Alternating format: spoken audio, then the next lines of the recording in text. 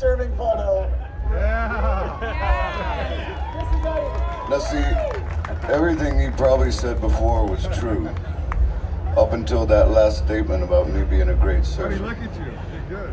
Now I feel like I can't believe anything he says. Okay, so we did not know Uncle Eddie was coming, but this is rad. And I was saving this story, I'll just cut right to it. I don't know if that's the wave, but we're up there. Kelly's like, I'm gonna be flying, you gotta come up and we gotta work on the book. And so I'm like, okay, didn't even bring a board. And open the gate. Hey Ed, how's it going? Hey Tony. Yeah, that's Tony Hawk, holy shit. I mean, it was just incredible. So fast forward, last day, I think there's like 6 of us left. And I'm with Todd, we're just hanging out on the inside bowl.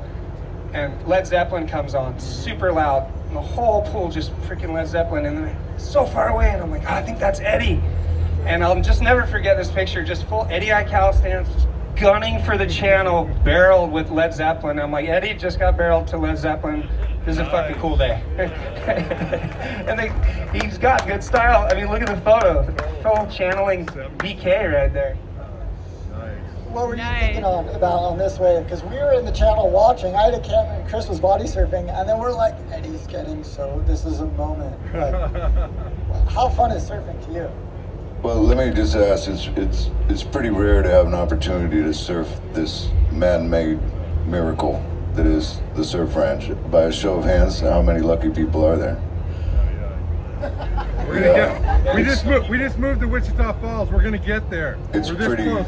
Chris, Jim says hello, by the way. It's pretty rare, and what you're thinking at that point, because even though, you know, man-made, whatever, it's in order to throw enough water to make that barrel, it's still a wave of consequence, and the reef can be shallow and concrete, and so really the only thing you're thinking is, one, what a sick Jimmy Page solo is happening right now.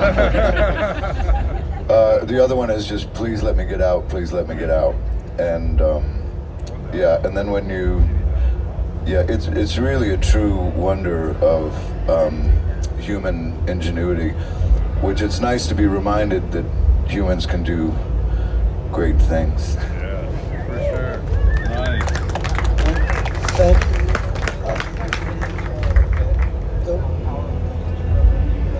Yeah. No, please say. Yeah, you're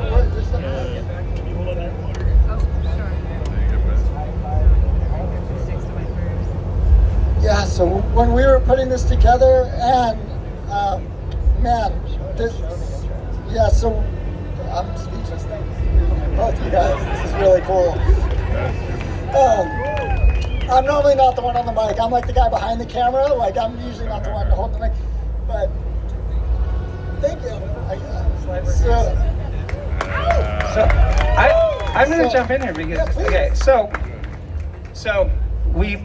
Eddie had said he was going to do the intro, and Eddie has been on a lot more surf trips with the crew than people realize, and said he was going to do some kind of intro, and then the time kept going, and Kelly goes, if Eddie said he's going to do it, he's going to do it. Don't worry. And we were like, okay, no problem. Like, we're just focused on the photos. And I'll never forget the phone call from Todd.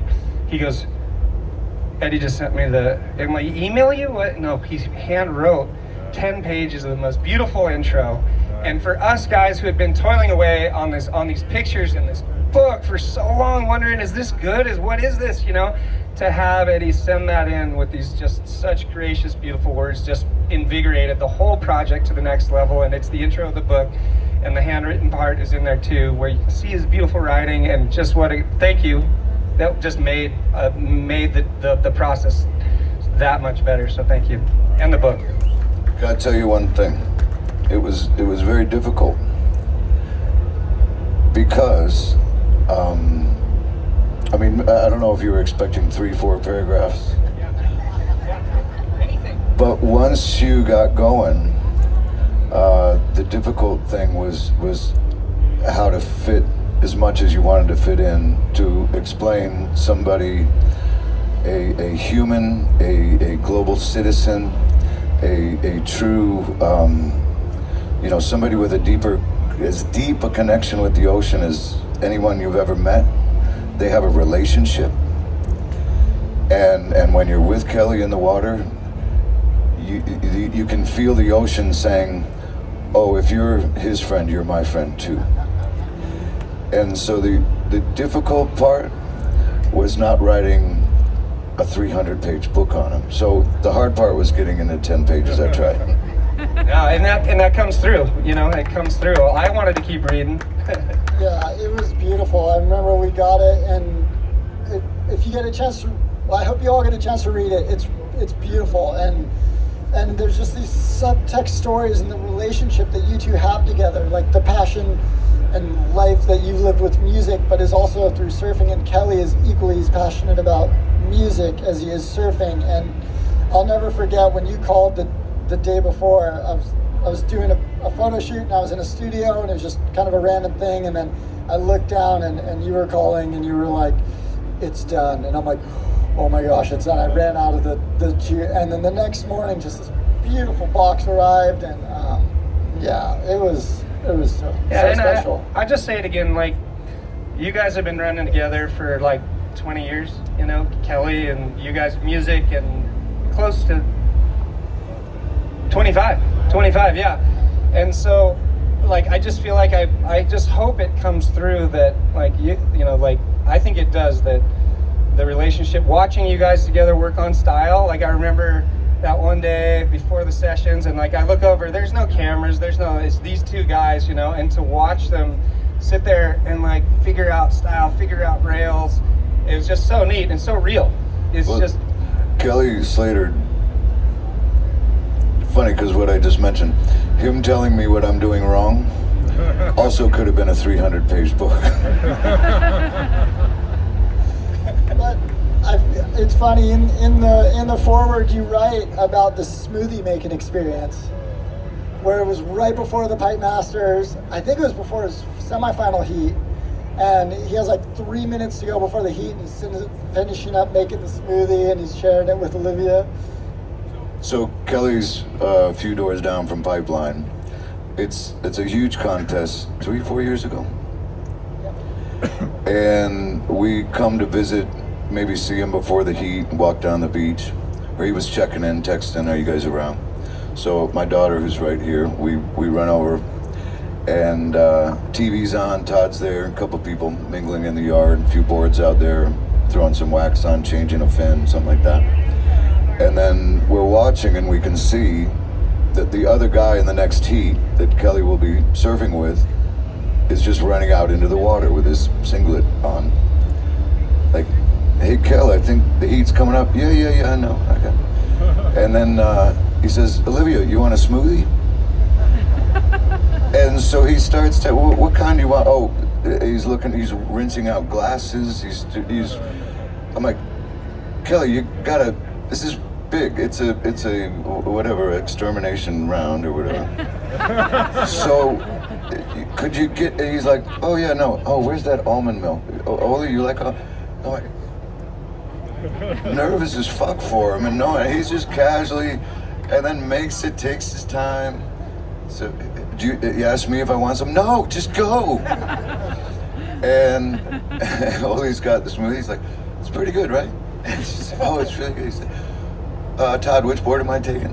And then he goes out and wins the heat.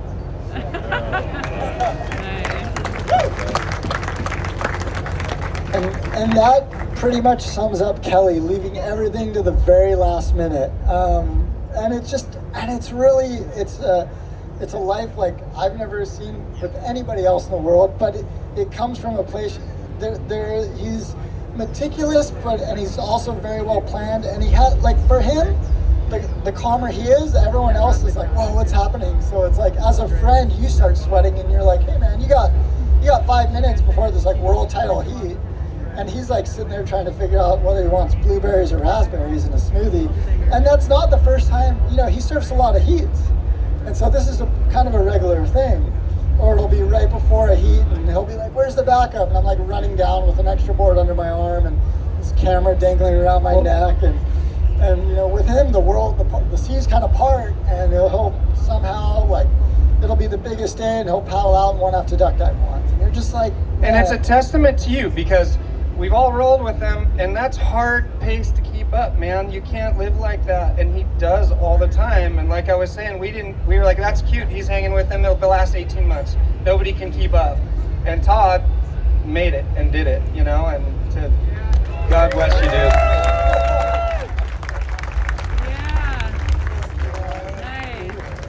Yeah, I don't, it's man, it just comes from like really loving the people you're around and the ocean and like being able to document it, and like we're all how lucky are we all to be here. Like I never imagined I'd be sitting on this couch and he threw this huge festival on the beach. Like there's people surfing. Well, it might be kind of small now, but like there's people that could hear musicians performing from the water. Like you were rocking. If it was full moon, there would have been for sure people surfing, standing on waves, watching Pearl Jam last night. Like, how cool is that?